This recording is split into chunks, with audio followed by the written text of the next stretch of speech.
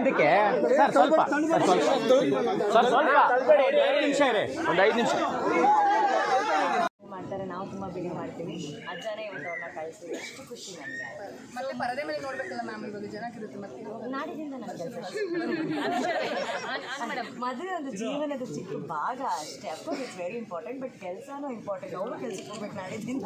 ಅದು ಮೇಡಮ್ ಇವಾಗ ಮದುವೆನ ಸಿಂಪಲ್ ಆಗಿ ಮಾಡಿದ್ವಿ, ಅಭಿಮಾನಿಗಳು ಇಲ್ಲ, ನಮಗೆ ಇದು ತುಂಬ ಸರಳ ವಿವಾಹ ಬೇಕಾಗಿತ್ತು. ಅಷ್ಟೂ ಸರಳ ನಮ್ಮ ಕೈಗೆ ಮಾಡೋಕ್ಕಾಗಿಲ್ಲ. ಸರಳಕ್ಕಿಂತ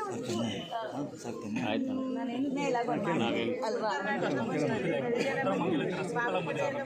ನನಗೆ ಮಂತ್ರ ಮಾಂಗಲ್ಯ ಆಗಬೇಕಂತ ಬಹಳ ಆಸೆ ಇತ್ತು. ಆ್ಯಕ್ಚುಲಿ ನಾವು ಜಾಗ ಎಲ್ಲ ನೋಡ್ಕೊಂಡು ಬಂದಿದ್ವಿ. ಬಟ್ ಏನಂದರೆ ಅವ್ರದ್ದು ಕೆಲವೊಂದು ರೂಲ್ಸ್ ಇದೆ, ಎಷ್ಟೇ ಜನರು ನಾವು ಮಾಡಬೇಕಂತ.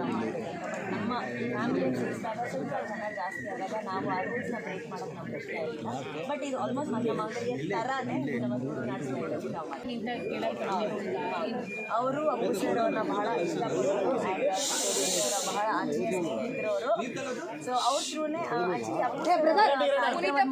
ನಾವು ಮಾಡಿದ್ದು ಪುನೀತ ಪರ್ವದಲ್ಲಿ. ಸೊ ಒಂದು ವರ್ಷದಲ್ಲಿ ಅಪ್ಪು ಸರ್ ನಮ್ಮ ಸೇರಿಸಿದ್ದಾರೆ. ರೋಷನ್ ಸರ್, ನಿಮಗೆ ಯಾಕಂದರೆ ಅನುಶ್ರೀ ಮೇಡಮ್ ಫಸ್ಟು ಪರಿಚಯ ಆಗಿದ್ದು ಅದೇ ಯಾವಾಗ? ಚೆನ್ನಾಗಿ ಜೀವನ ಚೆನ್ನಾಗಿ ನಡ್ಸ್ಕೊಂಡು ಹೋಗೋಣ ಸರ್. ಅಂತ ದೊಡ್ಡ ದೊಡ್ಡ ಆಸೆಗಳು ಏನಿಲ್ಲ ನಮಗೆ.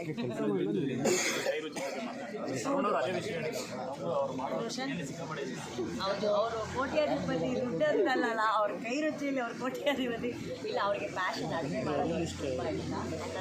ತುಂಬ ಇಷ್ಟ. ನಾನು ಮಾಡ್ತೀನಿ. ಯಾರು ನಾನಾ? ರುಚಿನಾದ್ರು ಫಸ್ಟ್ ಬಿರಿಯಾನಿ, ಫಿಶ್ ಫ್ರೈ ಎಲ್ಲ ಮಾಡ್ತಾರೆ. ನೋಡಿ ಅರ್ಥ ಹಾಕೊಂಡು ಯಾಕೆ ಕೊಂಕಣಿ ಪಾತ್ರೆಯನ್ನು. ಸುಖ ದಾಂಪತ್ಯಕ್ಕೆ ಯಾರ್ಯಾರು ಯಾವ ರೀತಿ ಸಲಹೆ ಕೊಟ್ಟರು?